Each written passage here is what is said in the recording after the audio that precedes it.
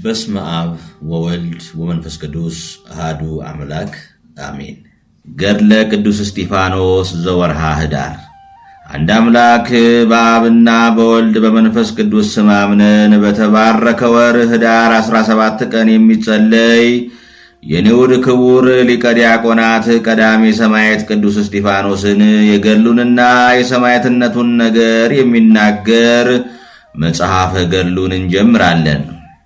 የቀዳሜ ሰማዕት ቅዱስ እስጢፋኖስ ጸሎቱና በረከቱ ከሁላችን ሕዝበ ክርስቲያን ጋር ይሁን ለዘላለሙ አሜን። መንፈስ ቅዱስንና ጥበብን ተመልቶ በአምላኩ ልዑል እግዚአብሔር ዘንድ የከበረ በተቀደሰች አማላጅነቱ ስለ ሰዎች የሚራራ ቀዳሜ ሰማዕት ቅዱስ እስጢፋኖስ ጸሎቱን በፈጸመ ጊዜ ለሁለት የተከፈሉት የበሬው አካላት አንዱ ከሌላው ጋር ተጋጠሙ።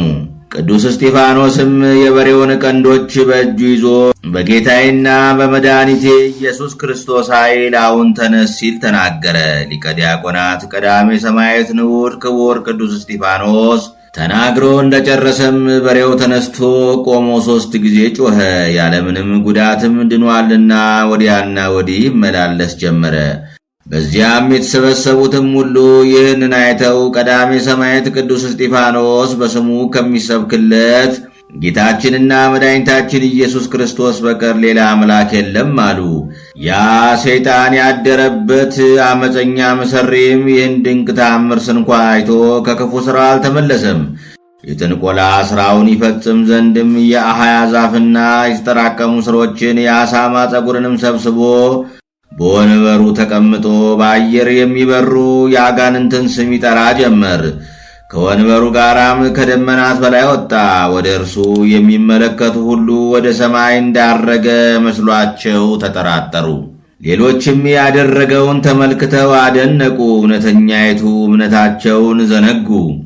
የእግዚአብሔር ወዳጅ ንዑድ ክቡር ቀዳሜ ሰማዕት ቅዱስ እስጢፋኖስ ግን በፍቅረ መንፈስ ቅዱስ ተመልቶ በዚያ ለተሰበሰቡት ሕዝብ አድናቆታቸው አይብዛ፣ አትጠራጠሩ፣ አስቀድሞ የታመናችሁት ጌታችንና መድኃኒታችን ኢየሱስ ክርስቶስን በማመን ጽኑ። እነሆ የእግዚአብሔር ታላቅ የማዳን ሥራ ሲገለጥ አሁን ታያላችሁና አላቸው። በቃለ እግዚአብሔር የሕዝቡን ልቦና አጽናንቶ እጆቹንም ወደ ሰማይ ዘርግቶ አቤቱ መድኃኒታችን ጌታዬና መላኬ ኢየሱስ ክርስቶስ ሆይ እኔ የአገልጋይህ ልጅ አገልጋይህ አንተም ፍጹም የባሕሪ ቸር አምላክ ነህና በአንተ የታመኑትን ሁሉ ቸል አትበል።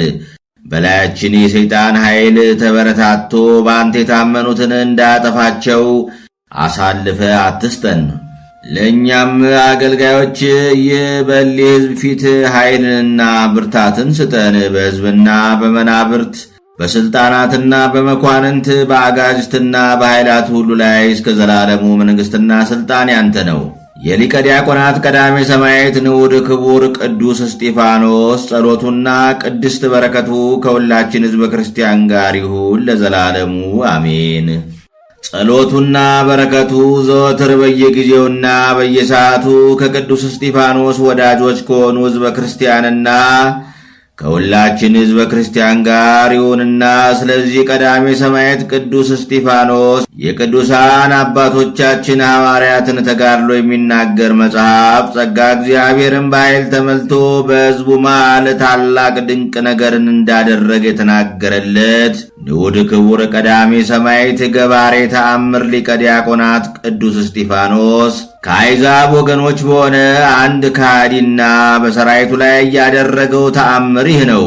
አምላካቸው ልዑል እግዚአብሔርን ፈርተው የንዑድ ክቡር ቀዳሜ ሰማዕት ቅዱስ እስጢፋኖስ አማላጅነትን የሚማጸኑ ክርስቲያን ሕዝብ በሚኖሩባት በአንዲት ምድረ ጠንበላ በተባለች አውራጃ በንዑድ ክቡር ቀዳሜ ሰማዕት ሊቀ ዲያቆናት ቅዱስ እስጢፋኖስ ስም የታነጸች አንዲት ቅድስት ቤተ ክርስቲያን እንደነበረች ተነገረ።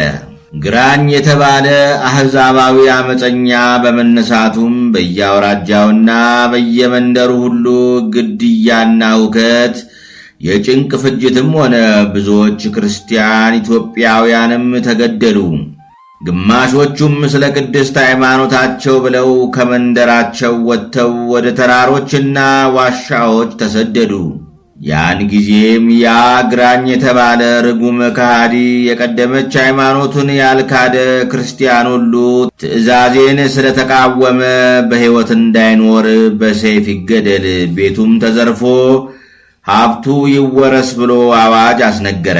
በክርስቶስ የሚታመኑትን ክርስቲያንም ሁሉ ሰራዊቱ ይገድሉ ዘንድ አዘዘ።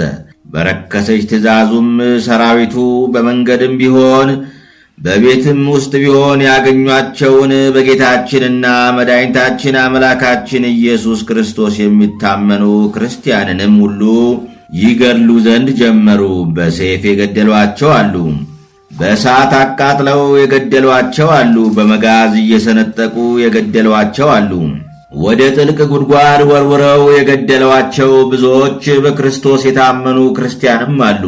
ስለዚህም የዚህች ጠንበላ ተባለች ቅድስት አገር አውራጃ ሰዎች ይህ ግራኝ የተባለ ርጉም ከሃዲ እነርሱን ሊገድል ሀገራቸውንም ሊያጠፋ ወደ አውራጃቸው መጥቶአልና ንዑድ ክቡር ቀዳሜ ሰማዕት ቅዱስ እስጢፋኖስን ይማጸኑት ጀመር።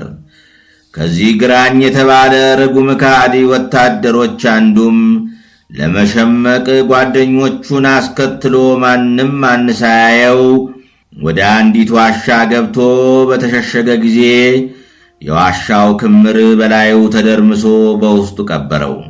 ግራኝ የተባለ ርጉም ከሃዲም እሳት ይዞ በዚያች ጠንበላ አውራጃ የምትገኘውን የንዑድ ክቡር ቀዳሜ ሰማዕት ቅዱስ እስጢፋኖስን በእሳት ቤተ ክርስቲያን ሊያቃጥል ቀረበ።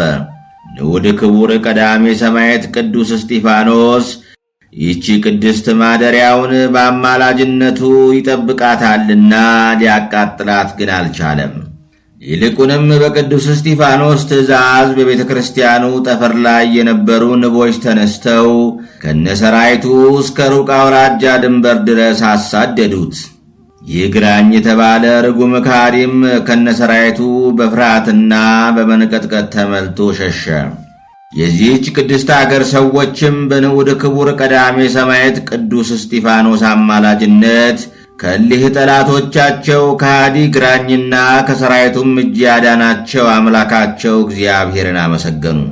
ወንጌለ መንግሥቱን ይሰብኩ ዘንድ በጌታችን ኢየሱስ ክርስቶስ የታዘዙ ስለ እነርሱም ነቢይ ዳዊት ቃላቸው ያልተሰማበት የለም።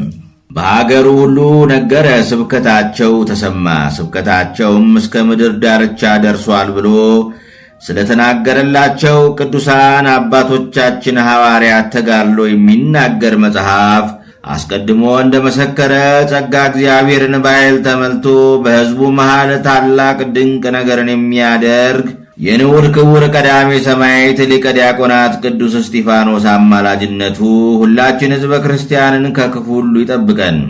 ታላቂቱና ቅድስት በረከቱም በአማላጅነቱ ኃይል ለምናምን ለእኛ ለሕዝበ ክርስቲያን ከምቀኛ ጠላት ኃይል ይሰውረን ዛሬም ዘወትርም ለዘላለሙ አሜን።